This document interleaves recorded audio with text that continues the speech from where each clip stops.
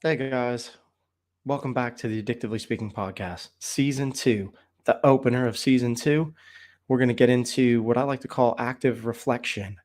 So, the further I got into my recovery, I started reflecting on a lot of things in my past. And I know that while you're in recovery and you're going through this stuff, you're just trying to figure out life and what's going on. But I've realized that it's good to look back and look at past behaviors or past actions and things that you used to do. I used to really think that my addiction, stemmed from a traumatic experience, losing my best friend. I thought that's what triggered it all. That's what started it. That was the reason why I drank, and that's why I drank so heavily. And the longer I look back on it, and I look back at all my past behaviors, from starting from when I was a teen and how I had a how the what the relationship was with alcohol and how that worked. And I look back at all my previous memories that I can remember of drinking and going out. I always remember that my drinking wasn't like everybody else's. I always went farther than everybody else. I always took it to the extreme. I never just drank, got drunk, or got buzzed. I always went overboard. I was either throwing up or I couldn't stand that people had to take me home. I remember a couple instances as a teenager, where I couldn't even function. I was so drunk. I ended up on a friend's porch, like hanging over his front porch, like throwing up repeatedly. Everybody else was having a great time at the party and enjoying themselves, and I was incapacitated, absolutely incapacitated. And that continued. There was never a time where that wasn't my relationship with alcohol. So, in looking back and doing a reflection and looking back at these memories, I can look back and say, I never had a relationship with alcohol that wasn't extreme. It was binge drinking. It was, pushing everything to the extreme limit. I couldn't just go out and have a few. Um, I had friends that could go out and have a couple beers and they'd have a great time and then get a buzz and they'd enjoy themselves. And, I was always the person that had to be babysat or watched because I would end up so drunk. I remember being so drunk off of tequila and black sambuca, um, and everybody else was enjoying themselves. And two people were sat with me in a bathroom. I got so drunk that I stood up, ran to the bathroom as fast as I could because I was going to vomit. I passed out midway there, like in the doorway, and passed out and knocked down the entire shower curtain. Everything just smashed into the bathroom like a bull in a china shop. Threw up, repeatedly throwing up. And this is, this now that I look back at it, it was a dangerous situation because everybody that was around me was drunk. And I do remember being left in this bathtub, like hanging over this bathtub, and the water running and me throwing up and the drain blocking and sitting in my own vomit and water and really struggling to be able to lift my head out of the water. And I could feel it like getting to my nose and my face, and thinking to myself, like, if I can't figure out how to get out of here, like I'll drown. Like I'm gonna drown right now. And I just remember somebody like going, "Oh shit, his head's in the water." And then they pulled me out. And like I just remember like gasping like really loudly, being like, but I mean, I was left in there. Like if nobody turned around and looked at me, that could have been it for me. I could have died in that bathroom because I was so drunk that I couldn't move. And that is a terrifying thought to think that, you know, that could have been it. That could have been all over in that moment. Did I intend for that to happen? No, but that's the level I took it to. I mean, those experiences are multiple experiences over a course of 11 years. I spent 11 years doing things of that nature, putting myself in that risk, going to these extreme levels, putting myself in vehicles when I had no business being in a vehicle, playing Russian roulette with my life at every turn. And I think, looking back at these experiences, I now, you know, I can put that all together and it paints a better picture of who I am, as a person mentally, things in my life, I can't moderate. I can't moderate anything. It's with everything, So learning these things makes it a lot easier to accept that's who I am as a person. That a traumatic experience didn't cause anything to happen. It just exacerbated what was already there. That part of me took control of what I was doing. And it was really hard to break free of that control because I was depressed. I was anxious. I was struggling emotionally and mentally and really having a tough time being able to cope. And in my recovery, it's a lot easier to look back at these situations now. And I kind of look back at them now, actively reflecting and looking for things. I'm searching in these memories for, pieces to put together to kind of paint a better picture of who I am and why I do the things that I do and why I'm wired that way.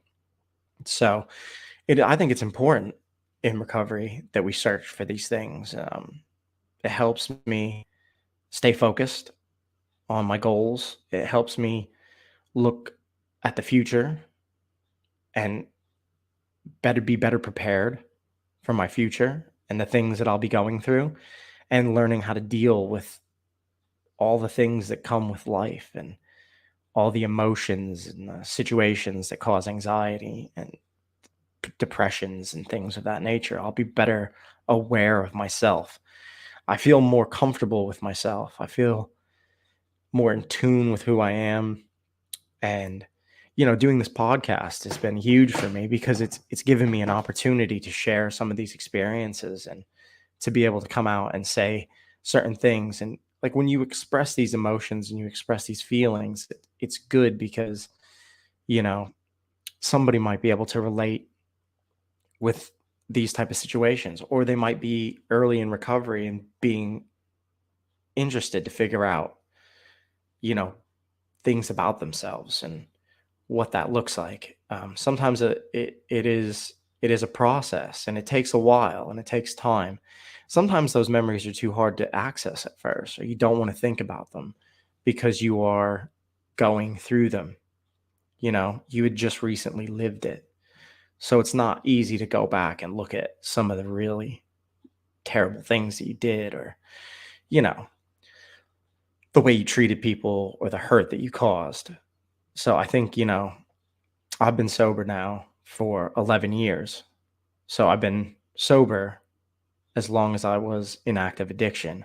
So, I think in the early stages, I didn't really look back at anything. I didn't really take the time to reflect on my past. But when I do reflect on things that I've done or pain that I've caused or traumas that I might have brought on other people, I now look at them differently. I look at them and kind of analyze them. I break them down just because it helps me, you know, feel feel like I'm progressing as a person and progressing in my recovery and, taking the steps to better myself. I can't become a better person. I can't become a better father or husband or any of those things without looking back at some of those experiences and looking for, answers to things that I might be going through today, and looking for answers on why I handled situations the way I did then.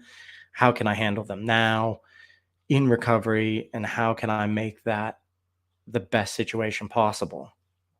So looking back and doing those kind of things, it to me, that's the work for me, because I know a lot of people go through 12-step programs, and they, you work the steps, and you do things like this, like reflecting, and there's things like where they make amends, where you go back and you try to, apologize, and, you know, speak to people that you may have wronged. And I think too, I've done a lot of that in my journey in recovery. Is I've looked back and I've tried to make things better.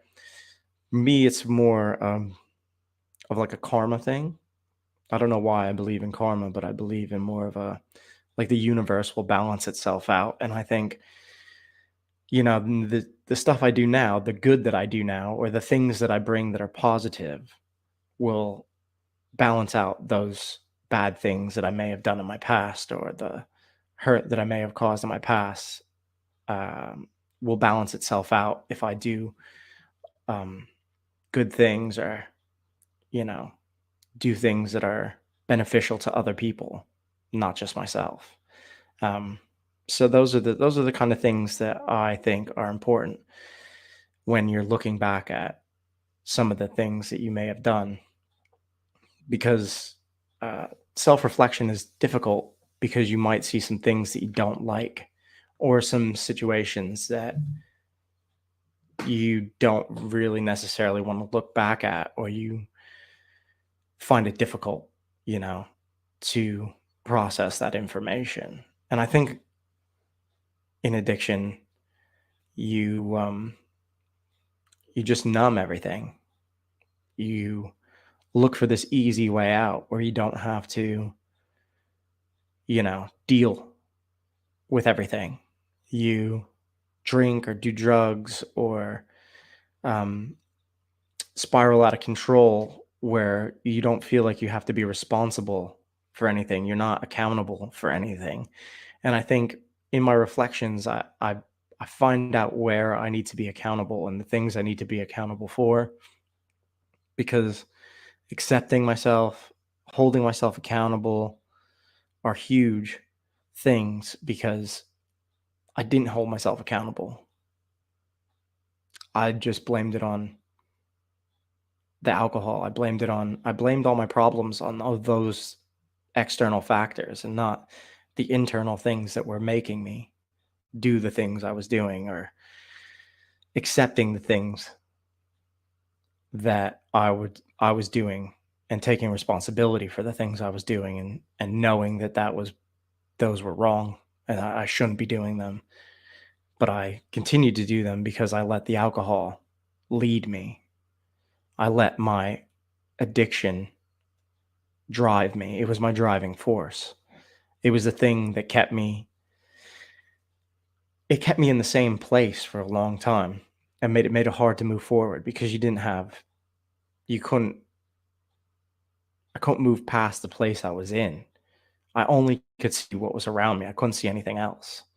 And now I can look back and I can see a picture. I can see the whole picture.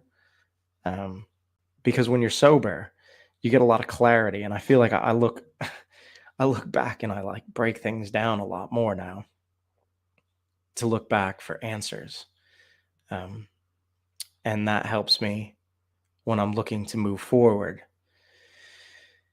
in life. I look for answers now. I look for ways to cope. I look for ways to deal. I look for the things that make me feel good. I look for the things that make me happy. I look to set goals. I look to achieve goals. I look to build a life for my family, take care of my kids, be a better husband. These are all things that I have invested interest in, and reflecting on these past things, these past problems, can help me when I'm building this future, because I can go back and look at situations and find out how everything works in my head, where I struggled, why I struggled there, and why I still struggle now to do things, to moderate things, to balance my life, to, you know, achieve the things I want to achieve. I have to kind of reflect. And in my reflective moments, I like to share like the positive moments when I reflect back and see the progress that I've made, the strides I've made forward, even from the terrible moments, the moments where, I didn't think I wanted to live anymore. I went from thinking I'd never be able to have certain things to having everything I never thought I'd have. I never thought I'd have a family. I never thought I'd be able to keep a job or to, you know, provide, to be able to take care of myself, to not be dependent on somebody else or have somebody be that person who, my mom and my dad, they supported me through all that. They took care of me because they loved me, but they also enabled me, which is a thing that if, they let me travel down that road, they didn't make it harder. They made it easier. And I have to accept that they did enable me in a way, and I have to forgive them for that, because they did it because they loved me and they didn't want to lose me. But I don't think they knew how to deal with it, and they just wanted me to be out of it, you know?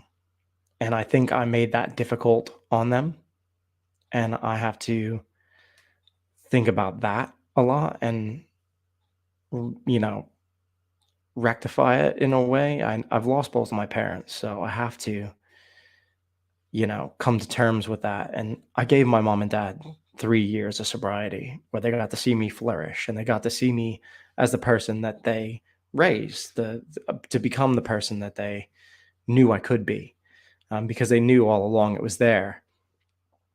But they did let me do the things that I was doing. They didn't cut me off monetarily. They, you know, helped me in a way, which made me continue, because it wasn't harder. It was just as easy. And I manipulated, um, to get things that I wanted. So I have to forgive myself for those things and forgive them for the things they did as well, and accept all of it and learn from it. Because if I don't learn from it and I don't take anything away from it, then what was it all for? Like, all the trouble and all the things that I caused and all the pain and all the struggle that I went through, if I don't learn from it and I don't move from it, I don't share it with other people, then what was it for? To me, the only thing I can really do is to share it and give hope to other people and say, you might be struggling, you might be feeling like you're in this empty place, but you can get clean, you can move forward, and you can build the things that you want your life to be.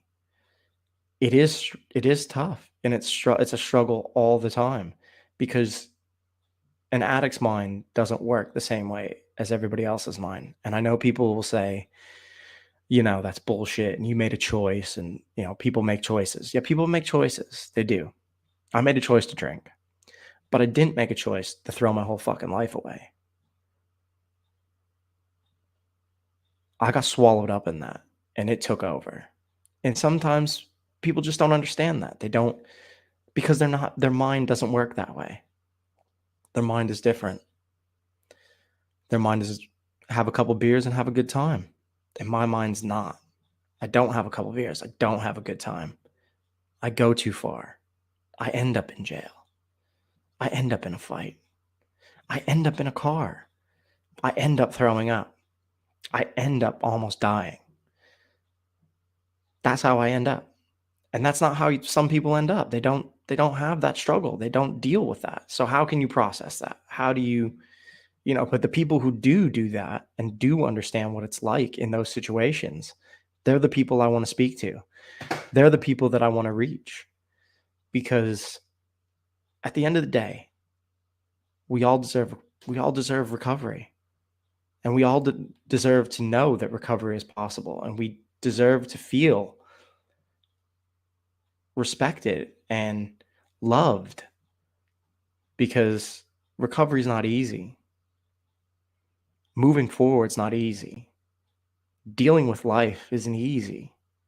It's always a struggle. It doesn't get easier. I'm 11 years sober, and I still have things that play up in my head, and I still have these things that I can't quite get a grip on, but I actively reflect and I look back at situations, and I look for the answers. I try to figure it out. I try to do whatever I can to help myself build a stronger foundation, so that I'll never have to worry about losing it all, or it all come crashing down. I work really hard to keep moving forward, to keep building, to keep growing, to keep achieving the goals I set, to keep positive, and to inspire others and to help others, because I want to help others. I want to share my story. I want people to, I want to help. I just want to help people. I want people to know that there is a way out. So listen, if you're in recovery and you got a couple years clean, look back. Look back at your shit. Look back at the stuff you did. If you're in 12 steps, make your amends. The people that you've hurt might not accept it, but it doesn't matter. You're trying to be better, and that's what matters. So the biggest thing in reflecting actively, I think, is taking something away from these horrible transactions in your life. Take something away positive. Learn something about yourself. Take what you've learned and apply it to your sobriety, because that's what's important now. Your sobriety, staying sober, staying clean, building, moving forward, because you need to move forward. Recovery is a process. It takes time. It takes years. And every day you're in recovery. You'll never not be in recovery. So you have to build your life like that. You have to work on yourself. You have to do constant maintenance. You're always doing maintenance on this recovery process. You're working to develop coping skills. You're developing new habits. You might have to develop new friends and new circles and, new activities, to occupy, those thoughts in your head and those cravings and those, you have to do stuff to create a better space for yourself and understand yourself and accept yourself and hold yourself accountable. So I think that's how I'm going to end it, is just to accept yourself, learn from yourself, and hold yourself accountable. And recovery is possible, guys. Thanks.